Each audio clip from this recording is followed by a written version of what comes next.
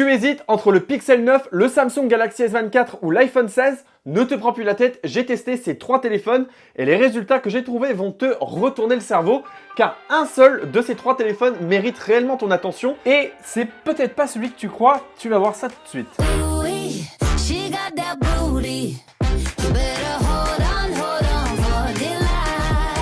Entrons dans le vif du sujet. Le Pixel 9 avec ses 198 grammes et son écran de 6,3 pouces se pose comme le plus volumineux des trois, imposant et légèrement plus massif. Il surpasse l'iPhone 16 et le Galaxy S24 qui se montrent eux compacts et équilibrés.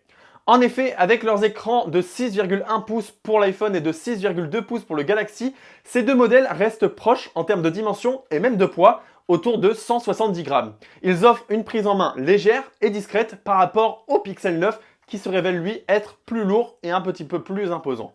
Quant au capteur photo, où chaque marque aime se départager en ayant des différences frappantes au niveau des capteurs, le Pixel 9 arbore un imposant capteur en bandeau horizontal, une sorte de visière qui recouvre tout l'arrière de l'appareil. Surprenant à première vue, ce choix du brutalisme se révèle pratique puisque cette forme prend une forme de trépied lorsque l'on pose le téléphone sur une table lui assurant une grande stabilité. A l'inverse, l'iPhone 16 tient au capteur proéminent signature de l'iPhone qui rappelle un petit peu celui qu'il y avait sur l'iPhone X.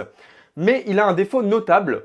Posé sur une surface plane, l'iPhone vacille dès qu'on l'effleure. Enfin, le Galaxy S24 adopte un design de capteur plat et discret, presque camouflé. Un design qui n'attire pas les regards, mais qui a l'avantage d'être particulièrement stable, peu encombrant et discret. Côté caméra selfie, le Pixel et le S24 optent pour un poinçon, celui du Pixel étant un tout petit peu plus large, tandis que l'iPhone conserve sa fameuse Dynamic Island. Passons maintenant à un critère très important, le prix. Le Samsung Galaxy S24 et le Pixel 9 partent avec un prix identique de lancement de 899 €, alors que l'iPhone, fidèle à sa réputation, est plus onéreux à un prix de lancement de 969 €. La tendance des prix a évolué différemment selon les marques est bien connue. Samsung, par exemple, voit ses tarifs chuter très rapidement, tandis qu'Apple maintient avec fermeté ses prix d'origine. En scrutant les courbes d'historique des prix et en explorant les offres du moment, j'ai déniché le Samsung Galaxy S24 à 555 € sur Rakuten avec un prix plancher de 515 € repéré sur Cdiscount. Quant au Pixel 9, je l'ai trouvé à 719 € sur Rakuten, tandis que l'iPhone, le meilleur tarif que j'ai réussi à trouver, c'était 829 € avec une décote donc très légère. Le Galaxy S24 est donc en tête dans cette catégorie du prix puisqu'il l'emporte ici avec le prix le plus faible débusqué sur internet. Sur le terrain de la batterie, les trois téléphones entrent en compétition selon des performances de charge et d'autonomie bien distinctes. Pour commencer, niveau capacité, le Pixel impressionne avec ses 4700 mAh, suivi du Galaxy S24 avec 4000 mAh et en dernier l'iPhone avec ses 3500 et quelques mAh. Mais attention aux apparences, ce ne sont pas les chiffres bruts de la capacité de batterie qui dictent l'autonomie réelle des téléphones. Car si dans la pratique c'est bien le Pixel qui tient le plus longtemps, se démarquant avec sa grande capacité de batterie élevée et son grande autonomie, à la surprise générale, c'est l'iPhone qui s'en sort à la deuxième place, dépassant le Galaxy S24 alors qu'il a une plus petite autonomie de batterie théorique que ce dernier. Cela s'explique par les optimisations d'iOS qui gèrent efficacement chaque mAh pour prolonger l'autonomie, laissant ainsi le Galaxy S24 en retrait malgré ses 4000 mAh de batterie. Preuve que la gestion logicielle peut parfois l'emporter sur la puissance brute. Concernant le temps de recharge, le Galaxy S24 prend l'avantage en atteignant 100% en seulement 1h05. Le Pixel, quant à lui, met 1h28 pour une recharge complète, tandis que l'iPhone affiche un temps de recharge de 1h53, presque 2 heures. Une autre différence notable à prendre en compte pour ces différents smartphones, c'est la possibilité de faire une recharge inversée qui permet par exemple d'utiliser son téléphone pour recharger d'autres appareils comme des écouteurs ou bien un smartphone en panne de batterie. Bien que ces trois modèles intègrent cette option, seul le Galaxy S24 et le Pixel 9 proposent de le faire en filaire et en sans fil. L'iPhone, quant à lui, reste cantonné au câble, réduisant ainsi son utilité dans les situations où le sans-fil se montre plus pratique. Finalement, dans cette catégorie, c'est le Google Pixel 9 qui s'en sort le mieux, suivi du Galaxy S24 et en dernier l'iPhone qui manque de certaines capacités. En ce qui concerne les écrans, les trois téléphones font forte impression avec leur dalle OLED. À première vue, c'est l'iPhone qui prend l'avantage, offrant une précision sans égale pour des images à fort détail. La luminosité en plein jour, elle, s'avère comparable entre les trois smartphones avec un léger avantage pour le Pixel, suivi de près par le S24. Mais là où le S24 brille littéralement, c'est dans un environnement sombre. Parce qu'il est capable de descendre à un niveau impressionnant de 1 nit Il est parfait pour un usage nocturne, épargnant les yeux tout en économisant de la batterie. Attention toutefois, si vous cherchez un écran résistant aux rayures, le S24 est ici en grande difficulté. Avec une utilisation équivalente sur les trois modèles, le Galaxy s'est avéré plus vulnérable aux rayures. Le Pixel en a également accumulé quelques-unes, mais seul l'iPhone, protégé par le fameux Ceramic Shield, reste ici parfaitement intact. Il faudra donc penser à s'équiper d'un écran de protection si on veut utiliser les autres modèles. Le point noir pour l'iPhone se situe indéniablement dans le taux de rafraîchissement de son écran. Apple persiste avec un taux limité à 60 Hz, une hérésie pour un modèle haut de gamme en 2024. Face aux 120 Hz du Pixel 9 et du Galaxy S24, la différence est évidente. Même dans un usage quotidien, il suffit juste de scroller pour voir la différence et la fluidité est accrue avec les 120 Hz et rend l'expérience utilisateur bien plus agréable sur le Pixel et le S24. Le manque de flexibilité de l'iPhone en termes de rafraîchissement impacte également ses autres fonctionnalités parce que par exemple ça l'empêche d'intégrer un affichage Always On, une caractéristique disponible sur le Galaxy et le Pixel depuis bien longtemps et appréciée pour accéder aux notifications sans réveiller l'écran. En ce qui concerne la colorimétrie des écrans, le Galaxy S24 propose un rendu souvent perçu comme trop froid. Et même lorsqu'on va dans les réglages pour tenter de résoudre ce problème, la différence reste notable. L'iPhone 16, de son côté, assure un équilibre très agréable grâce à son mode True Tone qui adapte automatiquement les teintes de son écran aux conditions de lumière ambiante. Quant au Pixel 9, il atteint un équilibre chromatique appréciable qui fait un peu un entre-deux entre l'iPhone et le S24, offrant des couleurs ni trop chaudes ni trop froides. Ainsi, sur l'ensemble de cette catégorie d'écran et d'affichage, le Pixel et le S24 sortent une fois de plus ex aequo, chacun présentant des atouts distinctifs qui leur permettent de remporter cette catégorie. Maintenant, pour ce qui est des performances, les trois protagonistes ici intègrent des puces très différentes. Le Galaxy S24 embarque le tout nouveau Exynos 2400, fabriqué en interne par Samsung et gravé en 4 nanomètres. Le Pixel 9 est fidèle à Google et utilise son Tensor G4, lui aussi gravé en 4 nanomètres. Mais c'est l'iPhone 16 qui se distingue ici avec sa puce A18 gravée en 3 nanomètres, une finesse qui, sur le papier, lui donnerait un avantage. Quand j'ai consulté les comparaisons sur internet, il donnait la puce d'Apple vainqueur vis-à-vis de celle de Samsung. Cependant, lors de mes tests personnels, une surprise de taille a émergé. Pour la première fois, l'Exynos 2400 surpasse légèrement la 18 d'Apple. Bien sûr, ici, la différence est minime et d'autres benchmarks donnent la puce d'Apple en tant que vainqueur. Mais ça témoigne quand même des progrès de Samsung ces dernières années dans la course aux performances. Quant au Tensor G4 du Pixel 9, le score est notablement en retrait par rapport au S24 et à l'iPhone 16, confirmant ainsi que Google ne joue pas dans la même cour en termes de puissance et de performance brute. Toutefois, ne nous laissons pas piéger par les chiffres. En usage quotidien, le Pixel 9 ne montre aucun signe de ralentissement ou de latence grâce à une parfaite optimisation d'Android pour sa puce maison. La vraie question pour moi se pose plutôt au long terme. Ces performances tiendront-elles le choc des mises à jour et des évolutions d'applications dans le futur ?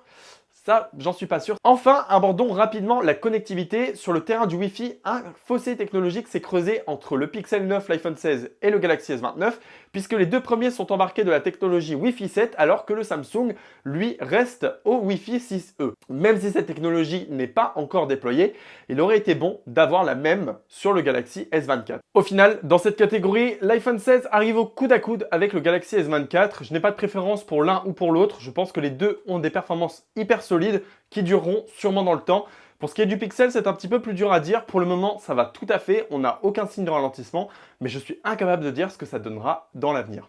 Entrons maintenant dans un aspect souvent régulé au second plan, mais qui se révèle être crucial, la sécurité. Que valent les trois modèles en termes de protection des données et de fonctions anti-vol? Sur le Galaxy S24, la sécurisation principale biométrique repose principalement sur le capteur d'empreinte digitale qui se situe sous l'écran. Bien que celui-ci soit globalement fiable, j'ai noté des lenteurs et des ratés beaucoup plus fréquents que sur le Pixel.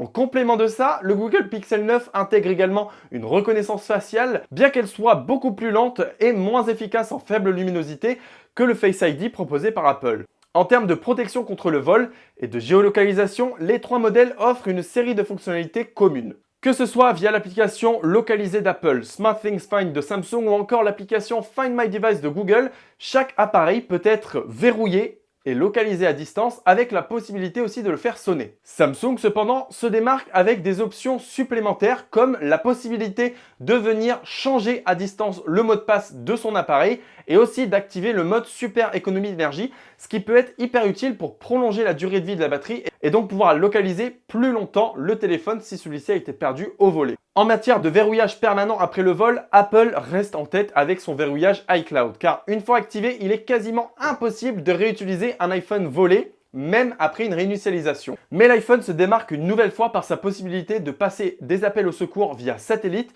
lorsque vous êtes dans une zone qui ne capte pas ou encore de détecter un accident de voiture et de prévenir automatiquement les secours. Si le Google Pixel en théorie embarque les mêmes fonctionnalités, dans la pratique elles sont inutilisables en Europe car elles ne sont pas disponibles. Au final, l'iPhone se démarque en matière de sécurité grâce à ses capacités d'assistance en urgence et de verrouillage en cas de vol. C'est donc lui qui remporte ici cette catégorie. On passe désormais à ma catégorie favorite qui est celle de la photo et de la vidéo. Une petite présentation s'impose. L'iPhone 16 est équipé d'un système de caméra à 3 modules avec 2 capteurs à l'arrière et un capteur à l'avant. Le premier capteur est un grand angle de 48 mégapixels accompagné d'un ultra grand angle de 12 mégapixels. À l'avant, la caméra selfie dispose également de 12 mégapixels. Pour le Google Pixel, c'est globalement le même fonctionnement avec des différences dans le nombre de mégapixels. En effet, la caméra selfie du Pixel est dotée d'un capteur de 10,5 mégapixels, l'ultra grand angle est idéalement de 48 mégapixels, tandis que le grand angle atteint 50 mégapixels. Pour sa part, le Samsung Galaxy S24 prend une approche complètement différente et offre une configuration avec 4 modules photo. Une caméra selfie de 12 mégapixels à l'avant et 3 capteurs à l'arrière. On y retrouve un ultra grand angle de 12 mégapixels, un grand angle de 50 mégapixels et un téléobjectif de 10 mégapixels. Bien que tous ces modèles affichent des caractéristiques très différentes, ce sont les tests pratiques qui permettent de véritablement différencier leurs performances. Commençons par analyser les photos réalisées avec l'objectif principal. Les résultats sur les 3 smartphones sont globalement excellents, tant en termes de détails que dans les rendus des couleurs. Toutefois, l'iPhone semble produire des couleurs plus réalistes et à l'inverse, les images du Galaxy présentent parfois des couleurs excessivement vives, presque artificielles, comme si une personne avait ajusté les réglages pour augmenter l'intensité des teintes. Ce phénomène de couleurs vives confère une apparence plus flashy aux photos, mais qui sont moins fidèles à la réalité. En ce qui concerne le Google Pixel, il souffre d'un traitement agressif des images, je trouve, entraînant des pertes de détails, particulièrement dans les zones de haute et basse lumière.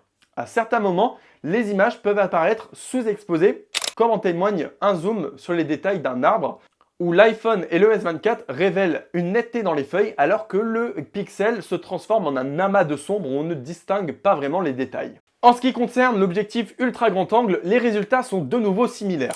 Les couleurs vives du Galaxy S24 restent encore, mais sont dans la limite du raisonnable, tandis que l'iPhone se distingue par une constance dans les rendus colorimétriques. Pour ce qui concerne la caméra selfie, cette année les performances en selfie sont bien meilleures sur l'iPhone. Le Samsung s'en sort honorablement, tandis que le Pixel accuse un retard avec une surexposition marquée. J'ai vraiment fait exprès de prendre le soleil derrière moi pour voir comment ils avaient géré, et c'est vraiment l'iPhone qui s'en est le mieux sorti ici. Ceci est un test du micro du Galaxy S24 et de la caméra selfie. Est-ce un téléphone qui pourrait convenir à un influenceur? Je ne sais pas, il faudra voir comment il se démarque par rapport à l'iPhone et au Pixel. En vidéo selfie, les modèles S24 affichent une excellente qualité vidéo et de stabilisation. Ceci est un test vidéo de la caméra de l'iPhone en selfie ainsi que de son micro. De ce que je vois tout de suite sur l'écran, c'est que ça a l'air d'être le meilleur des trois. Nous verrons face au Pixel ce que ça peut donner. Et voilà, le dernier téléphone qu'il me restait à tester, c'est bien sûr celui du Pixel 9. Voilà la caméra selfie en vidéo et aussi vous entendez très bien le son du micro. Le Pixel souffre de certains artefacts en arrière-plan, probablement dus à des problèmes de stabilisation, se traduisant par un effet de tremblement ou de pulsation. Je ne sais pas si vous arrivez à le voir, mais c'est assez désagréable. Et en plus de ça, il s'accompagne d'une granulation indésirable qui altère l'esthétique de l'arrière-plan de la vidéo. Passons désormais au test de la caméra du Google Pixel 9. Alors comme vous pouvez le remarquer, le son est plutôt bon. En revanche, une chose qui me déplaît particulièrement de la vidéo du Pixel, comme vous pouvez le voir sur mon visage, c'est le sérieux traitement logiciel qu'il fait sur les visages et les peaux humaines. Je n'ai pas la peau aussi lisse en temps normal et on a une énorme perte de détails. Personnellement, je ne suis pas hyper fan de cette retouche très forte que je trouve qui est apportée sur mon visage. Après, il reste à voir comment ça se compare par rapport à S24 qu'on va tester juste après. Lorsqu'on passe au test vidéo sur le Galaxy S24, on se rend compte que déjà les détails sont beaucoup plus présents que sur le Pixel 9. En effet, comme vous pouvez le voir sur ma peau, il n'y a plus du tout le lissage extrême que le Pixel faisait. Et au final, on se retrouve avec une vidéo qui présente des caractéristiques bien plus réalistes et naturelles et donc qui est plus exploitable en post-production. Si on fait la somme de tout, pour moi le Galaxy se débrouille quand même mieux que le Pixel. Sur la vidéo de l'iPhone 16, les traitements grossiers de mon visage et le lissage n'existent plus du tout. On voit tous les détails et surtout toutes mes imperfections, mais ce n'est pas très grave. Ça veut dire que la vidéo de l'iPhone 16 est beaucoup plus réelle et fidèle à ce qui existe réellement. Ça veut dire que c'est une vidéo qui pourrait être beaucoup plus utilisée en post-production, dans du montage et dans un contenu beaucoup plus professionnel. C'est vrai que c'est moins flatteur à l'œil, mais c'est beaucoup plus fidèle à la réalité.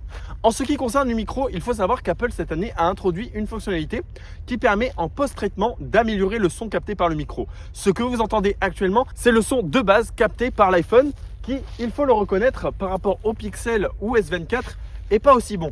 Seulement regardez, là maintenant, j'ai activé le réglage qui permet de mieux filtrer le son en mode studio. D'ailleurs, il y en a plusieurs. Il y a le mode cinématique, le mode studio, etc. qui nous permettent d'avoir une finition sonore bien meilleure. Finalement, pour la vidéo, c'est l'iPhone qui le remporte, mais pas de grand-chose. Le S24 le talonne vraiment, puisqu'il est presque aussi bon et propose une qualité de micro qui est même meilleure. Lorsque l'on regarde les performances photographiques en soirée, c'est-à-dire à cette période, il reste encore un peu de lumière, les performances sur les trois téléphones sont relativement homogènes avec des résultats vraiment comparables. Cependant, dans les conditions d'éclairage extrêmement faibles, comme en pleine nuit noire, l'iPhone se distingue nettement par sa performance supérieure. Le S24 délivre des images acceptables mais présente des zones trop lissées, entraînant des pertes de détails significatifs comme le témoigne l'herbe en bas de l'image, alors que l'iPhone en voit beaucoup mieux. En revanche, la situation du Pixel est préoccupante. Sa durée d'exposition maximale est de 6 secondes et ça ne lui permet pas de capturer suffisamment de lumière pour qu'on puisse voir quelques détails que ce soit. En comparaison, le S24 et l'iPhone proposent des durées d'exposition respectives de 25 et 30 secondes au maximum, permettant ainsi d'obtenir des résultats bien plus convaincants que sur le Pixel. La capacité du Pixel en astrophotographie est également singulière, offrant un mode d'exposition de 4 minutes. Cela pourrait sembler prometteur pour capturer des images nocturnes, mais les résultats sont sous la forme d'une vidéo d'une qualité moyenne et on ne peut pas vraiment en tirer de photographie. À part pour observer le mouvement de la Terre, ce qui est très stylé, ça ne sert pas à grand chose d'autre. Ce manque de choix dans les options de temps d'exposition pourrait être amélioré parce que c'est purement logiciel. Parce qu'en fait, quand on est sur le Pixel, c'est hyper frustrant. On peut choisir soit de 0 à 6 secondes d'exposition, soit juste 4 minutes. Et il n'y a pas d'entre-deux. On ne peut pas choisir quelque chose entre 6 secondes et 4 minutes. Et ça fait que c'est très frustrant et que le Pixel pourrait produire en basse lumière des photos bien meilleures, mais qu'en réalité, juste, il ne peut pas. Pour l'astrophotographie, c'est donc l'iPhone qui se révèle supérieur à nouveau dans ce domaine, même si le S24 a produit des résultats honorables. En ce qui concerne la photographie macro, les performances varient considérablement. Le S24 ne réussit pas à capturer des images macro, tandis que le Pixel présente des résultats qui sont relativement bons, bien que marqués par moments par des zones floues au niveau de la zone qui pourtant devait être mise au point. A l'inverse, l'iPhone excelle dans cette catégorie, offrant une netteté remarquable, comme l'image de l'escargot vous le montre, il est parfaitement au point par rapport au Pixel où c'est un petit peu plus flou sur les bords. Sur l'ensemble des critères évalués, l'iPhone se positionne donc finalement en photo en tête avec 12 points, suivi du S24 qui en emporte 9, et enfin le Pixel qui ne totalise que 6 points, ne révélant ainsi pas une grande performance en matière photographique. Même si l'iPhone l'emporte dans cette catégorie, il est cependant important de nuancer les résultats en tenant compte que chacun de ces smartphones reste d'une excellente qualité photographique dans l'ensemble.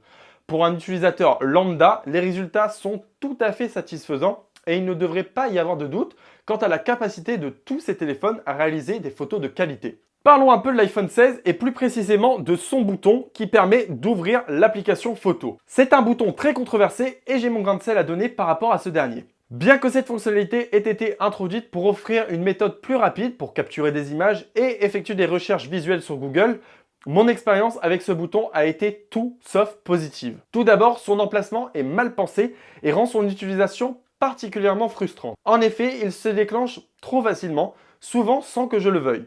Lorsque je prends des photos en mode portrait, la situation devient carrément insupportable. La précision nécessaire pour zoomer ou changer de mode est compromise, et elle rend le processus de photographie difficile, peu intuitif et je dirais même laborieux. Au lieu de simplifier la prise de vue, ce bouton s'avère être un véritable obstacle. Lors de mes essais, il m'est arrivé à plusieurs reprises de déclencher des photos accidentelles et même lorsque j'utilisais un trépied, le bouton pouvait se déclencher de manière aléatoire, entraînant des photos floues ou mal cadrées. De plus, la lenteur de son fonctionnement rend la navigation dans les réglages de l'appareil photo hyper laborieuse et il est souvent plus rapide d'utiliser les commandes qui sont directement sur l'écran tactile. Ce qui me dérange de plus, c'est que ce bouton n'est même pas une solution à un problème qui existait vraiment. Son introduction semble être une tentative de créer un besoin plutôt que de répondre à une véritable demande des utilisateurs. À cause de cette expérience décevante, j'ai décidé de retirer un point à l'iPhone dans la catégorie photo car ce bouton représente un handicap évident à l'utilisation quotidienne de l'appareil. D'ailleurs, j'espère sincèrement qu'Apple pourra réévaluer ce choix lors de la prochaine itération de l'iPhone 17, soit en le déplaçant, soit encore mieux en le supprimant complètement. Passons maintenant à une catégorie qui a récemment gagné de l'importance dans le monde des smartphones, l'intelligence artificielle. Les fabricants de téléphones se sont mis à promouvoir ces fonctionnalités pour améliorer l'expérience utilisateur. Et dans cette catégorie d'IA, je vais principalement me focaliser sur les fonctionnalités disponibles actuellement en France dès maintenant. Car par exemple, il est important de noter que l'iPhone ne dispose pas encore de ces nouvelles fonctionnalités d'IA en France, bien qu'Apple a prévu un déploiement progressif à partir d'avril 2025 pour ce qui est de la France. J'ai pu tout de même accéder à ces fonctionnalités en avance afin de pouvoir les comparer avec les autres téléphones, mais il faut bien retenir qu'en ce moment, en France, ces fonctionnalités sont complètement absentes. Concernant l'édition de photos, la fonctionnalité la plus attendue est celle de pouvoir supprimer des objets indésirables d'une image. À ce jeu, le Pixel 9 se démarque clairement avec des résultats impressionnant, suivi de près par l'iPhone et le Galaxy S24. D'ailleurs, le Pixel propose en outre d'autres options créatives comme la possibilité de réinventer des images ou de permettre aux utilisateurs de modifier une photo de manière artistique. Cela suscite d'ailleurs des débats. Certains affirment qu'une photo devrait rester fidèle à la réalité, tandis que d'autres apprécient la libération de la créativité. L'option de rajouter des éléments peut s'avérer très pratique, mais il ne faut faire attention à ne pas non plus tomber dans le kitsch. De ce côté, niveau fonctionnalité kitsch, le S24 a son lot. Il propose par exemple une fonctionnalité unique permettant de dessiner des éléments sur une image et qui peuvent ensuite être transformés avec une IA en objets réalistes. Cela offre une approche créative un petit peu différente, bien que les résultats puissent être vraiment aléatoires. Dans la catégorie des fonctionnalités d'intelligence artificielle, les 3 smartphones sont censés offrir des aides rédactionnelles pour faciliter l'envoi de messages et d'emails, de corriger les fautes d'orthographe ou de changer le ton, voire même de générer des idées ou de créer des prompts. Mais dans la réalité actuelle, seul le Galaxy S24 propose ces fonctionnalités et les exécute plutôt bien. J'ai pu les tester dans de nombreux cas et il fonctionne bien en français, ce qui lui permet de se démarquer dans cette catégorie. Cependant, il faut garder à l'esprit que chaque appareil en matière d'intégration de l'IA propose des fonctionnalités uniques. Par exemple, lorsque ces fonctionnalités seront intégrées à l'iPhone, Siri pourra interagir avec ChatGPT, il pourra résumer des textes, transcrire des enregistrements vocaux, filtrer des notifications. De son côté, le Pixel offre déjà certaines fonctionnalités comme la reconnaissance permanente de musique en arrière-plan qui peuvent être affichées sur l'écran ou sur l'Always On Display. Concernant le Galaxy S24, il intègre lui aussi des fonctionnalités comme la traduction des appels téléphoniques en temps réel et des résumés et traductions d'enregistrements vocaux de sites web. En résumé, tous ces appareils intègrent plus ou moins des fonctionnalités d'intelligence artificielle très utiles pour certaines, comme les aides rédactionnelles, et très gadget pour d'autres, comme par exemple la modification des photos. Mais pour le coup, les fonctionnalités utiles qui sont réellement disponibles en France, pour le moment, elles ne sont disponibles que sur le Galaxy, donc c'est lui qui remporte cette catégorie. Un autre aspect à considérer est la gestion des mises à jour sur chacun de ces appareils. Samsung et Google s'engagent à fournir 7 ans de mise à jour sur leur modèle, ce qui est une excellente nouvelle, surtout dans ce contexte d'écologie et d'économie où il est crucial d'utiliser nos appareils électroniques le plus longtemps possible. Cela les place donc en tête dans cette catégorie, même si Apple propose habituellement des mises à jour de 5 ans. Ainsi, voici les résultats par catégorie. Souvent, le Pixel et le Galaxy S24 se sont retrouvés ex aequo. Comme je l'ai mentionné au début, ces 3 téléphones sont excellents, avec un iPhone qui brille surtout en photo et en vidéo, et pas vraiment ailleurs. Cependant, il est temps de se prononcer clairement sur qui pour moi est le meilleur téléphone parmi les 3. D'après mon expérience personnelle, j'ai vraiment aimé utiliser le Pixel malgré ma longue fidélité à Apple. Je trouve que l'expérience utilisateur sur le Pixel est vraiment agréable, elle est fluide, confortable en main, les retours haptiques sont d'une qualité sans pareil. Quant à l'iPhone, lui, il est toujours plaisant à utiliser et j'ai un petit peu moins aimé l'expérience utilisateur sur Samsung que je trouve qui fait un peu cheap en fait. Et pourtant, En somme, le verdict est sans appel, c'est bien le Samsung Galaxy S24 qui remporte ce comparatif avec un total de 50 points, suivi pas très loin du Pixel avec 41 points et l'iPhone se place en dernière position avec 36 points. Je recommande donc le Samsung Galaxy S24 cette année face à l'iPhone 16 et au Pixel 9. Bien qu'il y ait des catégories où l'écart entre le Pixel et le S24 sont plutôt minces, c'est in fine le S24 qui se distingue comme étant le meilleur choix. Quant à l'iPhone 16, bien qu'il soit bon en photo, je le trouve inférieur dans tous les autres domaines. Et pour ceux qui envisageraient d'acheter un iPhone parce qu'ils sont bloqués sur iOS, ce que je peux totalement comprendre moi aussi, ce que je vous conseille, c'est plutôt d'acheter l'iPhone 15 Pro de l'année dernière qui représente un bien meilleur rapport qualité-prix. De plus, il permet quand même d'accéder aux fonctionnalités d'IA introduites par Apple. En résumé, mon conseil, c'est si vous êtes vraiment bloqué sur Apple, soit d'attendre l'iPhone 17, soit d'acheter le 15 Pro de l'année dernière, mais vraiment, je ne vous recommande pas du tout l'iPhone 16. Par contre, si vous n'avez aucune préférence entre iOS et Android, ou au contraire que vous préférez Android, eh ben c'est le S24 qui se distingue très clairement comme étant le meilleur choix.